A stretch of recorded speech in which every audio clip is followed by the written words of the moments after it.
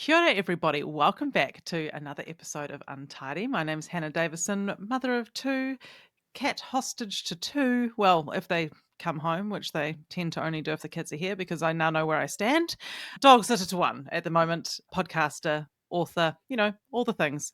And I'm here with my delightful co-host who's just been shoveling chicken nibbles into her hungry little mouth. Shoveling is absolutely the right term. Sometimes you've just got to get your dinner in the little in between moments, and that's what I'm doing. I've got some pathetic little leftover chicken nibbles that I am shoveling. You're absolutely right. My name is Matilda Green. I'm a mum of three, dog mum to a little Jack Russell, and honestly, I can't keep up with your farm you're running, Bean, with your Dr. Doolittle Neither can I. animals. But anyway, today we are joined by Jo, one of our amazing listeners. We're very excited about this. Jo has offered to share her story with us. She decided to become a single mother by choice, and she's going to chat with us about what it was like to make that big call, her fertility treatments, the donor process, stepping into solo parenting, and what family looks like for her and her little one. Perhaps this conversation may provide a bit of company and insight into a journey that some of you may be taking or considering taking yourselves, or maybe you'll just be quite shocked and intrigued by how the process unfolds, as we were when we learnt about it. Jo, we're so grateful you're here to tell your story. Thank you so much for joining us on Untidy. Oh, thank you. It's awesome to be here. Well, let's dive in. Jo Mackie, we didn't say your surname when we Oh, when we sorry. opened up. No, that was She's entirely like my Prince. fault. She was like Prince. Yes, she she's just goes Jo. by Yeah, Jo. it's Just Joe. goes It's by Jo. fine. But could you start off by giving us a little bit of a snapshot of where you were and what was happening in life when you first started thinking about maybe having a baby outside of the sort of cookie cutter convention of maybe what you might have first expected? Yeah, totally. So it was that classic kind of mid-30s sort of thinking, oh, I still haven't met anyone, actively dating on and off the dating apps. Relate to lots of your stories there, Hannah. And it was probably once I got to late 30s, nothing was sticking. I was having all back-to-back kind of 3-month relationships. And a couple of my friends, well, one of my best friends, actually, and my mum for years, had been saying to me, why don't you free some eggs, Jo? And I guess they could see in me how much I love children and I always wanted to be a mum. And it took me ages to actually decide to do that, but got to 38 and I froze some eggs. A bit of a curveball there because I sort of thought, this is going to be my insurance policy. But when I went through that process, I discovered that my AMH, the kind of generic test for your fertility, was really low. So went through that process then, did 2 rounds of IVF, so dropped a cool 20K on that Oof. and only got seven eggs. And And is that just, sorry to interrupt you, Jo, is getting 7 eggs, like, is that, what are you kind of aiming for? I yeah, genuinely have no idea. yes, totally. So you're aiming, the fertility specialists tell you a good round of IVF, you need about 10 to 15 Okay. eggs because it's just diminishing numbers every step of the way. So eggs die left and center at every stage of the process. So yeah, I did the first round and I got 4 eggs and I thought, well, that's a bit pointless. Actually, this is no insurance policy. So I just made the call that if I'm going to give this a good go and get some eggs in the bank, I'm going to spend the money and do it again. And the next time I only got 3. So Wow, that's anyway, a lot. It's a lot riding on 7 eggs. yeah. And actually, of those 7, 2 of them were immature when they froze them. And at that point, fertility clinic was, or the specialists were testing that to see if it was useful. And they discovered in the time that I froze my eggs and then went through the process, no, it wasn't useful. So really I only Okay. had 5. God, and you also had the news that, you had low fertility as well, Yeah. so Yeah. Oh, crikey. Yeah. Well, the low fertility really accounts for the fact that I only got 5. So the eggs were really ah, good that I got. Right. So they're yes, just your exclusive. They're exclusive eggs, exclusive, exclusive, high absolutely. quality that Premium. got Premium premium Premium. eggs. eggs. Free range. So, um, before we get on to the next stage, I just Yeah. want to ask, like, did you have expectations of what your motherhood journey would be like? Or were you quite open-minded? No, I was classic ever since I was young. I wanted to get married and have children. And yeah, I'd probably have a career somewhere in there, but I always pictured myself as a mother, Yeah. 100%. Mm. So I think that's where the journey was challenging for me compared to other women who, on the fence, not sure. Maybe I want kids, maybe I don't. Mm. So, I sort of grew quite a strong career because I wasn't, getting married and having children, which is what my friends were doing. So, yeah, so I got to that 38 point, froze the eggs, then went, oh, well, that's not much of an insurance policy. But I was still very like, surely I'll meet someone soon. All your friends are saying, oh, you're such a catch, Jo. You'll meet someone soon. And so you keep going and it just wasn't happening. So I got to my early 40s and there were a couple of junctions there. I think it was about when I was 40 and maybe 42 where friends really challenged me on, what are you doing? And I sat and I considered and I chatted to the universe and I journaled and I did all the things. And both times I landed with, hell no, I do not want to be, I don't want to do this myself. And I was very much at that kind of point of going, this isn't going to happen. Okay, what's my new path? My new path is I'll be an amazing auntie. And I had the benefit of being a really present auntie to my 3 nephews who live in New Zealand and have been really active in their lives. And then I was thinking, I'll meet someone with kids and I'll be a stepmom. So that's going to be it for me, auntie, stepmom. Yeah. Mm-hmm. And then I guess it was COVID. And, there's points in there I was living by myself, working. It was quite a lonely time. And I remember this one night when the emotions sort of hit, and generally I traveled really well through COVID. And I remember lying in bed and getting a bit tearful and thinking, oh, I just need a boyfriend or maybe a baby or maybe a cat. Like, But I've got some nurturing in me and I need to figure out how to channel it. Exactly. So that was, so I remember that thought. And then we came out of that lockdown and then in the July, very pivotal moment. I had dinner with 2 very close friends who've known me for a long time. And they just came in hot with this big punchy chat at Mexico at Sylvia Park. And the opening from my friend Sarah, and we've been friends since we're 5, and she's very blunt, was, what's happening with those eggs, Jo? And I said, well, and it was just after I'd kind of been through that consideration. And I said, well, look, nothing's happening. I've made up my mind. I'll just keep paying for them. They'll just stay in the freezer. And, I don't want to go do this by myself. But I started to cry and it was one of those awkward moments and it completely took me by surprise. And I just couldn't stop crying. And they basically gave me the huge speech about all the reasons that I could do it by myself. And their reasons were, you've got the best mum of any of us, like the super extraordinary grandma, which is true.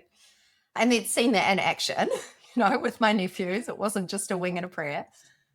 And, you've got a great job and you're financially secure. And that particular week I was trying to buy a 2-bedroom apartment and I had a 1-bedroom and they're like, you're going to get that apartment tomorrow. And you can just totally do it. It was just this big, And I just said, no, I don't want to. It'll be too hard. Just quickly, I feel like we all need a friend like Sarah. What a great friend. Well, I know. The amazing buffer to Sarah, though, was Anna, who was slightly more gentle in her approach. Together, they were a great team. But Anna said at the end of the chat when I was trying to, stop crying, and I just wanted it to end. I was actually really annoyed with them, partly because of the intensity of that week, trying to buy a home and really confronting, I guess, too. My headspace, my real estate and my brain was quite full and it sort of come out of left field. But at the end, Anna said, Jo, we're not going to stop asking you this question until you don't react like this. Mm. Because they said you don't look comfortable with your decision. And I'm going, well, it's the decision, and the tears are coming down. It was, yeah. And I remember it so clearly because I walked to my car, I was really mad, but I cried the entire way home. And I think that conversation just shifted something in me and what I wasn't wanting to face into, that actually I did want to become a mum, and actually there was another option and I just wasn't willing to look at it. But that conversation did help me. And over the course of the next month, I just sort of sat with that, and only decision I made was to go and see my specialist.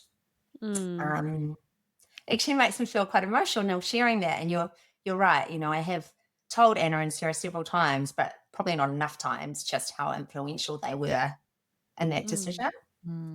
I guess it kind of unearths things that you might not even know are there, until they're brought out of you in some way like that. And then you can confront them and then percolate on that and think, why did I react like that? What is happening below the surface? And I guess maybe I was at that junction of feeling like I was going to start my grieving process. I remember thinking, right, and I talked to a therapist I was seeing at the time about it, and she said to me, Jo, if you don't give it a go or you don't become a mum, you will need to grieve for that. I think I had that big restaurant outburst because I was at that junction of feeling like I was about to start grieving for the fact I wasn't going to become a mum, but I hadn't quite got there.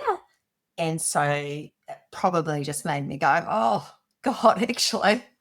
Yeah. Do you think that, because I mean, I know this for myself. I've got some really good friends who just know me so well. And sometimes you create this own narrative in yourself when you're like, this is going to be the story, and this is the story that I'm telling, and this is what I'm going with. And when they're like, I just don't feel like you believe that the whole way through. And then you need them to do that. And you'd be like, damn it, you're right. Because it can be a bit annoying, can't it? When you're like, no, I'm telling you what's happening with my life. And they're like, no. You're picking the easy route, and that's actually not the one that you really want to take. Yeah, that's 100%. completely it. That's completely it. But there will be people listening who are maybe looking to walk this road themselves. Can you step us through the ins and outs of what's actually involved? Sure.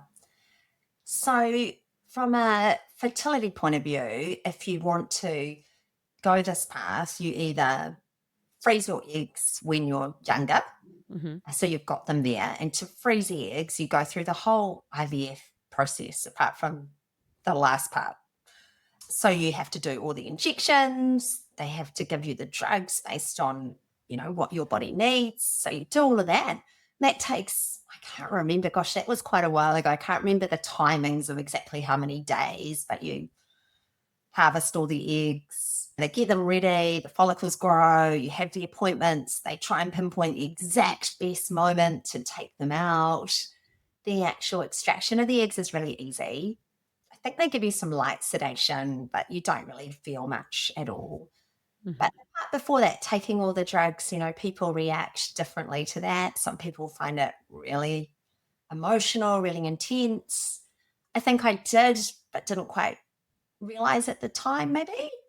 The thing I found was it was a really lonely process for me because I didn't tell anyone, which in hindsight, I would do that totally differently again. So there's that part. Then when you decide, right, I want to try and, have a baby myself, you need to, first of all, have some counselling. So they need the fertility clinic's a lovely counsellor there, Andy. There must be others. This is the clinic I went to in Auckland. And they're really trying to test out, hey, are you really prepared for this? Do you understand what's involved? And they also talk to you a lot about the actual process of having a donor and what that means and what the legalities are around that. So it's really important that you understand what's involved there. New Zealand has something called the Heart Act, and that was introduced, I think, close to 20 years ago now. And the Heart Act's principle is about protecting the rights of the child. So I think the legislation in New Zealand is actually really good. So it means that there's a limit to how many babies can be created from one donor. Donors don't get paid in New Zealand, and I think there needs to be some adjustment there to have things like expenses covered. But what it means is the donors are doing it from the generosity of the bottom of their heart. That's one piece there. So you have the counselling, they go, yep, we reckon you're of sound mind, you're good to go. And then the next process is choosing your donor. So And before we get into that, when you decided that you were going to go ahead, and so you made your appointment, yes, and then is that when you started the counselling and the everything else? Yeah, so I went to that appointment with actually really low expectations. I thought I was going to have to wait ages. Yeah, and I went to that appointment going, oh, I don't know if this is even worth it. I've only got 5 eggs. Now I'm 43. And it was the most amazing moment because it's one of those moments, in life where you feel like the door just swings open and you have to step through. Mm-hmm. And I think part of that context was the specialist that I saw, Mary Birdsall, who's retired now. She's just a beautiful lady. And I first saw her in my 20s. And this is a bit of a backstory. I didn't menstruate for a while. And so my doctor referred me to her in her capacity as a gynecologist. She was like, going to be tricky for you to have kids, Jo. Then in my 30s, I started menstruating again. She went, wow, this is a miracle. Then a few years later, I went back to her and said, I want to freeze some eggs, that I had to do those 2 rounds. So I suppose there was She's She's been really with you on the all whole of the thing. all of the ups and downs. So when I walk in and say, oh, I'm kind of thinking about this, what would be the process? She just took my hand and went, okay, Jo, we're here to make babies. Let's go. And she We're here to basically make said, babies. we need to throw everything at it. Yeah, let's go. And I was on the donor wait list, so that was, helpful. One thing that's a challenge right now is the donor wait list is really long. So I would say anyone considering this, just get on that donor wait list. All you got to do is just wank in a chair, right? So what you're saying is this a shout out to essentially- sperm? We need sperm, and we Essentially need what it it now. is. We And is it as Sorry. simple as that? I'm sure there's a bit more to it. There's Yeah, probably it's some checks to it, but it's it's interesting. I mean, we'll probably talk about this later, but I'm in contact with my donor who I chose through the official channels, which is just a massive blessing. And we actually talked about that. And he said, Jo, it was quite a process. Like it was a 6-month process. He had to donate, I think, 4 times, like a month apart. And he said that he wasn't allowed to have sex during that time, which I don't quite get. So I'm like, Whoa. yeah, so it was a big commitment. yeah. Okay. There's more to it. I feel like we're turning off potential donors here. I was just thinking we've got like the percentage of men who listen to this, it's in the single figures, like something like 6 to 8% of our listeners are We've lost men. them. So we know you're feminists and we love that. So you're prime candidates. Now just forget what we said before. Totally. This was 10 years ago, so I'd say it would have changed by different. then. By now, I mean. Oh God, I love that. Okay. Yeah. All right, we'll talk us through how you select the donor, because I mean that bit has got to be. Where would you even start? Like how would you go about how? Yeah. So I didn't even consider that there were really other options to select a donor because I was with a mainstream clinic. So I went down that path. But there are other ways people consider doing it by finding their own donor themselves. So actually, I say I didn't consider it. I did actually think about that. I was like, what if I can't get one and it's going to take ages? And that's a weird process, right? I'm thinking of friends. I had 2 potential candidates, but it just all felt so awkward. It is quite bizarre, isn't it? But Yeah. also, What a beautiful compliment. Oh my If a God. friend came to you Yes. and was like, "Can you Give me some of your I love your genetics. genes," Yeah. basically. Yeah, totally. And overseas, there are much bigger clinics, and I think it's easier. But anyway, I was lucky that they went, cool, you're at the top of the list, let's go. So I didn't need to consider those other things. And I was relieved about that. But this was such a hard part of the process, actually, and I didn't expect it. Mhm. So you get between 2 and 10 donors to choose from. So the pool in New Zealand is so small that Why so few? Like, yeah, it's just there's not enough people that have donated, basically. And I guess you think our population is small. It's kind of like lots of things in New Zealand. It's just smaller numbers, smaller odds. And it just depends on the day how many are available. So, meaning each donor can create 5 families. They can help to create 5 families. So, on the day that I went in, I was really lucky. I got 8 portfolios, but it was the most underwhelming and hardest part of the process. Right. I thought they'd be kind of really detailed, but they were basically just 2 pages of A4 with some basic Q&A. You got your key stats like eye color, hair color, height, medical conditions. It also had those things for the parents as well. Mm. Maybe the siblings? No, I think just the parents. And then there were questions. And you could tell that men had filled these in online. And I think my feedback to them was you do such a better job if you actually interviewed the people to draw out the best parts Totally. of I mean, them. no one wants to fill in a form, you know? You're not going to get your Exactly. best information. And so I literally, and my mum was with me, and it was terrible because she straight away was looking at all the typos, all the spelling mistakes. Oh, no, not this one. And I was saying, oh, we need to look past that, mum. And I just really quickly went, no, no. And I think it was the third one. I went, oh, yeah, maybe. No, no, no. So I ended up with this pile of 7 no's and 1 maybe. What can I ask what put you off for the nose? Like, Yeah. what were some key things you were like, absolutely not that? Yeah, it's interesting. It Or felt do you feel really, like it was intuitive? Like, how much yeah, do you think was intuitive and how much do you think you sort saw of. something that put you off? It felt a bit icky beforehand because I was like, well, what's important to me? And it felt a little bit like when you're dating and you're going, what's important to me? So there were a couple of things for me. One on the health front, there's loads of allergies in my family. So I was keen to avoid the asthma hay fever combo. Mhm. Didn't manage to. My son does have asthma and hay fever. But anyway, But you that gave it a doesn't come crack. We do the best we can. it doesn't come from Kyle. It comes from me, clearly. And then I did have a thing with height because I'm really tall and our family is quite tall. And so I wanted someone, I think I had at least someone who was similar height to me. And there were quite a few in my pack that were really a lot smaller than that.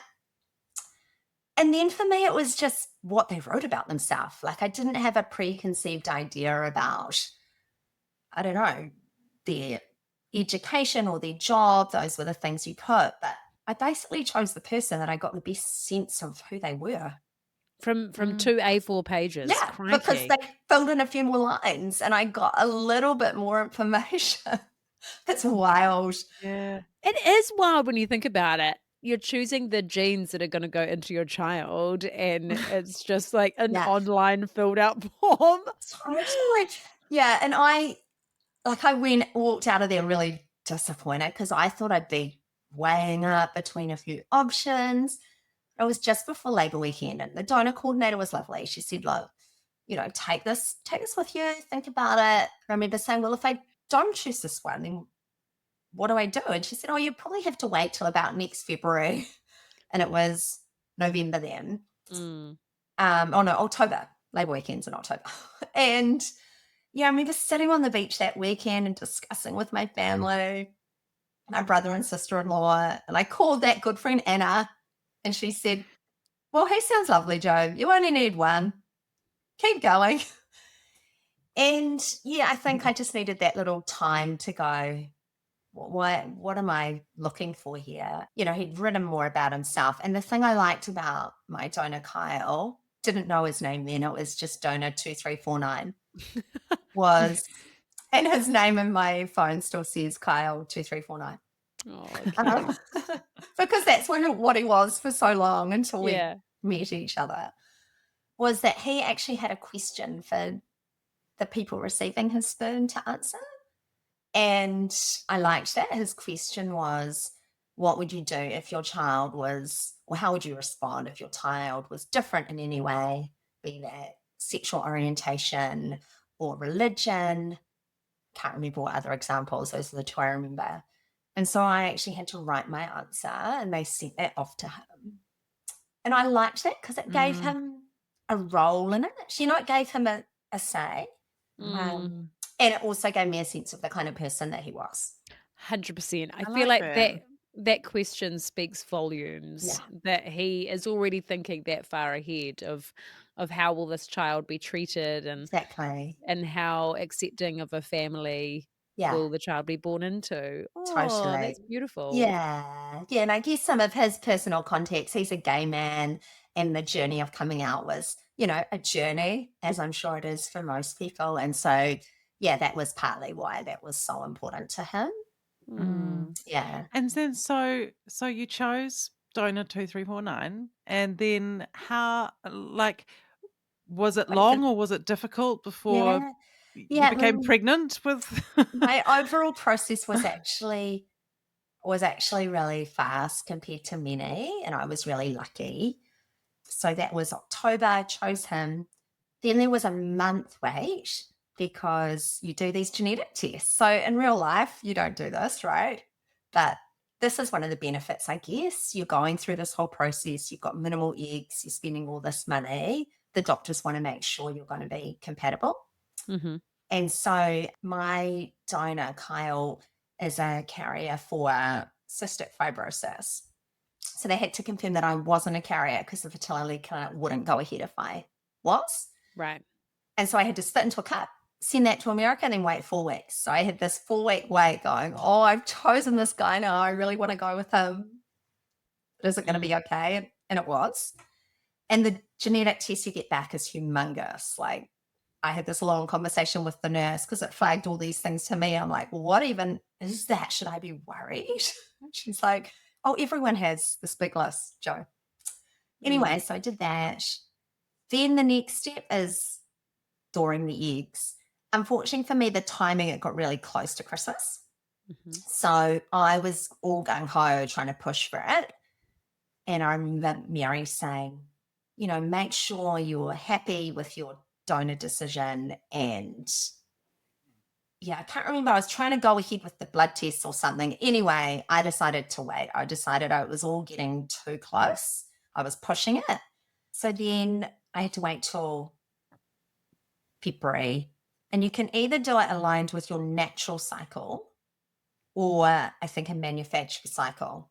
I can't remember the differences or well, you know, the differences sort of, but why I chose one over the other. I just took their guidance, and their guidance for me was do it within your natural cycle. And that's because my cycle was fairly rhythmic. Yeah, that makes sense. Mhm. So we had to wait. And then I can't remember, like 10 days or something beforehand, you start, right? Oh, that's right. You didn't have to do much. You just have to shove this thing inside you, a pessary, which I think is, yeah, I can't Is remember the the a cream. It was like, pessary, is it yeah, the pessary, is that when it's got like a ball on the end and you like press the ball and it squirts up? yeah, Is I that a think so. pessary? I think so. Yeah. So it was some kind of drug, but I can't remember what it was doing. Probably Mm. getting yourself ready. I went to my naturopath as well, and she said, I'll give you everything we can to get your house in order. So I credit to her as well. And then they just wait, you take do blood tests, and then they go, right, now's the time to strike. And they push. Sorry, I completely forgot a step. In December, they thawed the embryos. Right. So they took them out of the freezer. It was such a nervous day. I was at my work, Christmas sports day, waiting for the call. It was a good distraction, you know, running around a field doing volleyball and stuff. And then they call you and they said, look, what was it, 4 eggs have survived the thaw. So you've got 4 eggs. Now we need to see how many survive overnight. And 2 of them were the immature eggs. So I said, they're not going to survive, right? And I said, well, let's see what happens. So then they called me the next day and the other 2 had died. So now we had 2 eggs. So then the next part is trying to make the embryos. And I think they go into the lab the next day, something like that. And then they get the sperm, which is also frozen, and they try to make the embryos. And I remember saying to them, what are the chances here? And they said, look, we hope that one of them will form an embryo. Would be pretty lucky if both did. And I was really lucky that both of them did. And then you have to wait another, 10 days? It's a long time. So they'd make the embryo. Then you have I see what you mean. There's so many steps and so many points at which case, yes. the chances just diminish and diminish and diminish and diminish. Yeah, How totally. nerve-wracking. Very nerve-wracking. Okay. Like all of So we're those down to hopefully 2. Yeah. And then I was just really lucky. I remember when the nurse called me back, I was at work, I went outside, all these work chats, and she said, we're really happy, Jo, we've got 2 double A grade embryos. And so great. I was like, what does that mean? Premium eggs? It's like, well, I didn't always like being an A student. Yeah, so it was just luck. But when I say luck, I credit Kyle's 19-year-old sperm. I mean, you don't get much better than that. You really don't. So, Kyle was good to go. I think that definitely helped. Then they put those embryos back in the freezer because we got too close to the Christmas period. So you've got the 2 embryos in the freezer. And they're graded really well. And then I had that long wait. Then come the exact day on February when they said we're good to go. This part was really easy. I just, put that cream inside me, took my naturopath stuff, tried to stay as zen as possible, and went into the clinic. And then they do the embryo transfer. And again, you just have a little bit of like sedation. You go into theatre. And it was really lovely. I remember that being a really lovely experience. The embryologist, her name was Morgan, she came out and she's literally carrying the embryos in a petri dish. They're like, we're ready for you now, Morgan. And she runs across the floor, and I think it was her birthday that day. And so there was a lovely little moment. And then they give it to it wasn't Mary, she was away that day. It was lovely Olivia who had the pleasure. And it's quite cool because they put a little light behind it. So you watch on the screen, and so you can see this little light traveling inside, and that's the embryo trying to make its way in. Oh. Yeah. And that, again, you don't really feel anything. Then there's another wait, 10 days. Of course. So you're thinking, am I pregnant now or am I? Yeah. They wait. Is it done? Yeah, exactly. So they pop it in, but it's whether it sticks. So it's whether your body welcomes it, it's whether it gets into the lining of your uterus and sticks, just like a normal pregnancy. Because it's, the embryo means it's already the egg and the sperm together, ready to go.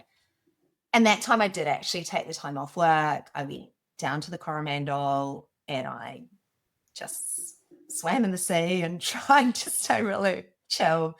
And I do have this little moment. I remember I was walking, just having this little kind of slight tuggy, slight feeling. I remember them saying you might feel something. And I was like, oh, is that? Oh, and I didn't, I was trying to not get my hopes up. But I do remember that thinking, yeah, this is happening. Then again, wait for the call. I did go home from work that afternoon because I didn't want to have that kind of call there. And the nurse called and said, you're pregnant. Amazing. Yeah. All of that. After that whole journey. Amazing. Yeah, and I guess I just want to acknowledge that that's actually a really smooth journey. I guess I did 2 rounds of IVF several years before, and that was not pleasant. And my odds were really low, but actually I chose my donor. My genetic test came back positive. I got the embryos, was just a holiday. And then I got pregnant first time. So my journey really was from September to February, and that's really small compared to the journeys of other women. Yeah.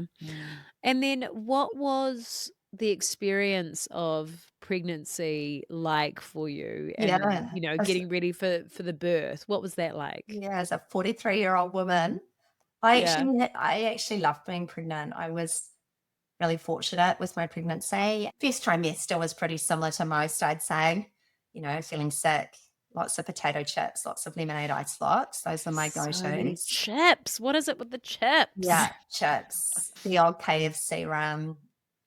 So all the normal morning sickness stuff. And then I literally, I think 10 days into my second trimester, I woke up and went, I'm back, baby. And Amazing.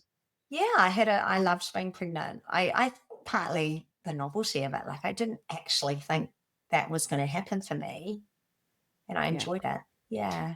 And who did you decide that you wanted to have with you and present with you at sort of key moments during pregnancy Yeah. and then at the birth, like scans, or I don't know if you did like. Yeah. It was interesting because the process of freezing my eggs, I did in a really isolated way. And I learned from that. And I didn't do it like that when I was decided I wanted to make the baby. So actually all of my closest friends knew, and I updated them at various points. And that was lovely. It was actually really lovely doing that. For the appointments and the scans, my mum came with me to most of them, I think. Yeah, most of them. She did. That's right. Yeah, I chose an obstetrician. I was aware that I was a mature mum. So I just wanted to go down that route.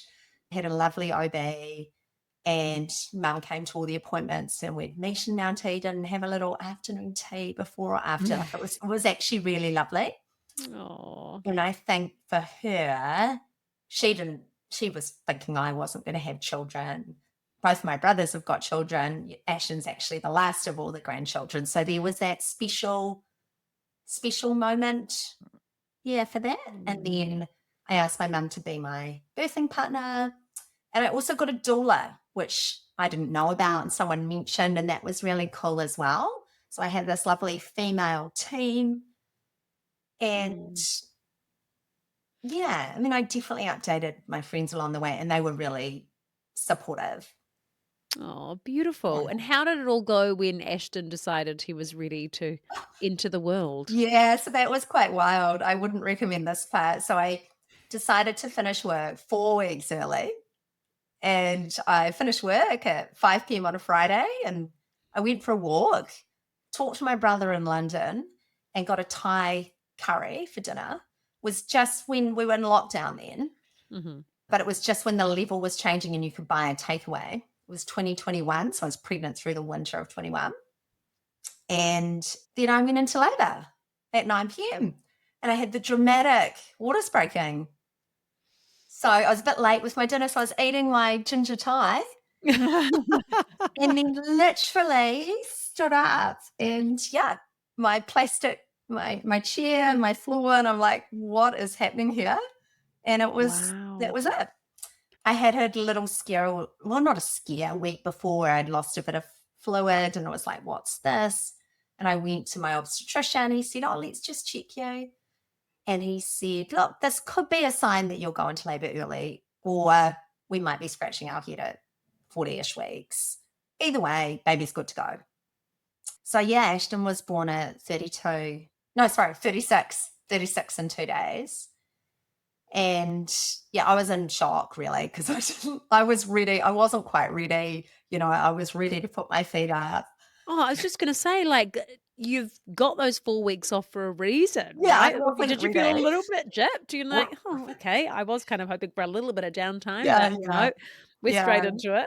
So that was quite challenging. But I had a great birth experience. And then, well, you've got no choice, right? You just get straight into it. You're there then. Yeah. There's no turning back then. There's no turning back. Yeah, that was quite wild. Oh, it's quite an amazing journey, Jo, like just in terms of kind of pushing back against a decision that you internally felt that you really wanted for yourself. And then once you'd done that, made that choice, it kind of is, yeah, yeah. Yeah. Just Yeah. seems like you just jumped on that hydro slide and off you went. I guess I'm quite an intuitive person, and I do believe things happen as they're meant to. And so once I went to that appointment, I remember stepping outside, just going, okay, the universe is pushing me. I'm just going to keep going. And it really felt like everything unfolded in such a Yeah, beautiful, flowy kind of way for me. just on the cosmic conveyor belt. And so tell us about the relationship with the donor, with Kyle, because is that something, how does that work, whether or not people want to have contact or a relationship? Yeah, sure. Look, I think my situation's quite unusual. So definitely acknowledge that. And that's unfolded quite organically. So one of the reasons I didn't say earlier that I chose him, actually one of the pivotal reasons was one of the questions on the form is, would you be open to any contact with your recipient and the donor child or children?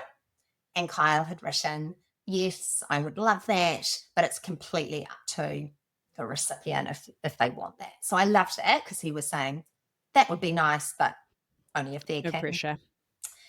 And I guess for me, it's interesting because I didn't do a whole lot of research, and I now realize people do put a lot more thought into this than me. I just went, well, of course I want Ashton to know who his donor father who his dad is. Like it was a no-brainer for me, actually. So once I chose him, I actually reached out to him before I even was pregnant, which I now realize no one does. But I just contacted Jenny, the donor coordinator, once I had embryos and said, I want to thank this person. He's given me a shot. So you write the email to her, she passes it on. And I basically just said, thank you. You put me in the ballpark. Thank you so much. And he replied straight away. We exchanged details and our conversation started from there. And she had said to me he was quite communicative and responsive and easy to get hold of. So I'd had that sense. And he's also young, so probably more open. There's less at stake for him. He doesn't have any children. So I guess it was an easier decision for him. But we just started messaging and then we did this call. Then he was actually really supportive through my whole pregnancy. Oh, It was just the loveliest thing. So I'm really grateful that I built a relationship with him before I had Ashton. So it wow. meant I actually got to know about him. So in the time I've known him, he he grew up in New Zealand, but he'd gone on his OE. He's from England originally, but moved here when he was 7. So did all his schooling and then had gone on his OE. So in the time I've known him, he moved from London to Manchester, started dating this guy. They formed a relationship. They're now engaged. He's now bought a house. He's now got a dog. It's just, I really know what's going on. So That's really cool. it's awesome. Yeah, I feel really grateful for that. And I think, yeah, I have to, someone pointed out to me, well, Jo, you've helped to create that by being so open yourself. But I've just hit the jackpot with him. He's just a wonderful, open, kind human, and he sees it as a real benefit. So, I send him WhatsApp updates. Every now and then there's no rhythm to it. Often it's every month, sometimes longer. Then we'll have this little spat of messages back and forth. And then he always waits for me to get in touch. So he's very, Really respectful. not that I actually need that or want that, but yeah. That is really quite special and unique, And how did you approach the conversation with Ashton about Yeah, it's an where he evolving comes from? conversation. Yeah, I think that is tricky. So a couple of years ago, it was much earlier than I thought when Ashton was about, I think it was just after he turned 2. Says, where's my daddy? I guess I did look at a little bit of the guidance, which is tell your children early and often. And so I have done that. So some people say you don't have a dad, whereas that doesn't sit right with me. So my approach is you have a dad. His name's Kyle. I call him his donor dad, Kyle, and we often refer to him as Kyle, but I also refer to him as his dad. Mhm. And I talk about him as a special kind of dad that helps to make you. And then I got a book. So there's resources. So I got this book from, I think it's called Donor Conceive UK, and it has a story. So he's literally learning the birds and the bees from like age, when I got that book, which was when he was about 18 months. He'll be so well informed. So well informed.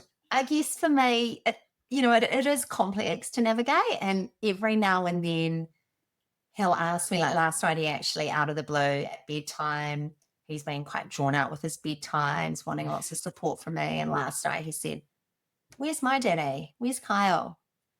Yeah, so look, it's going to be something we continually navigate. But because Kyle is receptive to us contacting him, so we now do FaceTime calls. We've done about 4. And honestly, the first time we did it, I thought, oh, this is going to last 2 minutes. You know what kids are like on 45 minutes. Wow. 45 minutes with Ashton going and getting all his toys and showing them to Kyle. And Kyle's got a lovely manner with children, even in that context. So each time it's been similar to that. And so my hope is that we continue that, this is not just going to be a nameless person. This is going to be a person that's important to him. That's yeah. pretty incredible. And like, what a gift for Kyle as well. Maybe he thought that he'd never have children of his own, and he's able to have, see part of him go on and have a relationship. And it's totally. what and a he wonderful sends gift me, for both of you. Yeah, lovely messages to that effect. And he actually said in a recent message, "I'm so grateful to 19-year-old Kyle." Oh, cute. Yes. That is so, because it is a very mature thing Oh, to yeah. do, right? I mean, It's a big decision to make for a 19-year-old to think so far outside of To themselves. even think about it, to Yeah. even consider that as something that you might do is It's wild. extraordinary. I know. Yeah. So he's one of those special, wise, magical humans. Yeah. Aw. And what an amazing way to be brought into one another's lives. You've been so open about sharing your journey and your lived experience with others. Have you ended up connecting with other individuals or families on similar journeys to yours, and how's that been? Yeah. I hadn't. So initially I had a coffee group. At the start, I was like, my friends all had babies yonks ago. Oh my God, I need friends who are having babies now. So I marched into that antenatal class like desperate. So literally, I was like, right, these ladies Friends. better watch out whether they like it or not. And it worked. We had a lovely coffee group, and that was an amazing lifeline.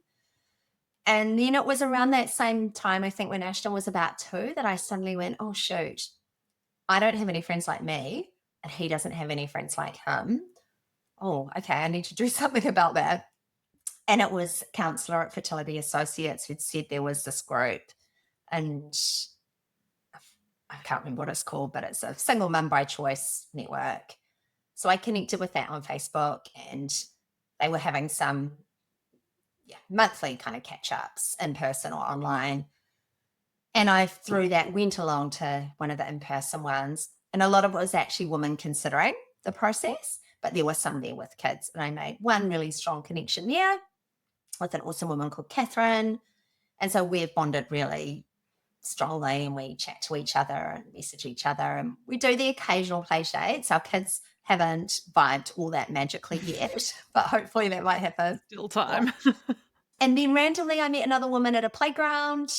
And so, we've connected and had a few play dates. And then even more magically at my workplace, my mum there. So I've got 3 women. Yeah. And all of them, one of them's got 2 kids and the others have got 1. So for me, that's so important because no one really gets it. Mm. It's like, any situation that's not your own, right? You don't know what it's like to walk in another's shoes. You can imagine, but you don't really know. Totally. Yeah. And what are the best parts about being a single mum? What are some of the hardest? Yeah. I think this overarching sentence sort of sums it up. The best bit is that I get to make all the decisions. I get to parent my way.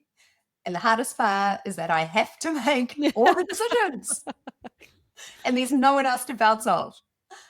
That's so true, actually. I guess it's a double-edged sword, isn't it? Yeah, Because you're right, you get to carve your own yeah, path and have it exactly how you want it to be. But then, yeah, there's no buffer, yeah, right? There's no pushback, which sometimes is helpful. totally. Yeah, and I was thinking about that when I was just before this. Like, probably the hardest part is the practical and the logistical and the financial aspect of parenting and working parenting, and the juggle that every parent encounters. But that feeling of that the buck stops with me and I've got to try and make this whole equation work to be the best parent I can. And there are times that I definitely feel exposed in that aspect. Mm. And there are times when you're like, oh God, this is hard. And there are other times that I'm just like, all of the time, I'm still so glad that I chose this path. So the best bits for just raising a human, it's pretty miraculous. Yeah. And I guess you also, for me, I've not needed to, but I asked for help. So I'm really fortunate that I've got an amazing mum and dad who helped me a lot practically. And I've also got, what's a beautiful blessing of this journey actually, is I've got a wonderful auntie, my mum's sister, and our relationship's just got so much stronger. She doesn't have grandchildren, and so she helps me a lot too. And I'm so grateful for that. So I knew that going into it, but I've really actively, needed them. Yeah, and I guess the other hard thing is, I alluded to it before, that just that practical aspect, and for me, the financial aspect. Like, I lost my job when I was on maternity leave. So, everything went a bit pear-shaped. I ended up selling my home, moving in with my parents. None of that was part of the plan.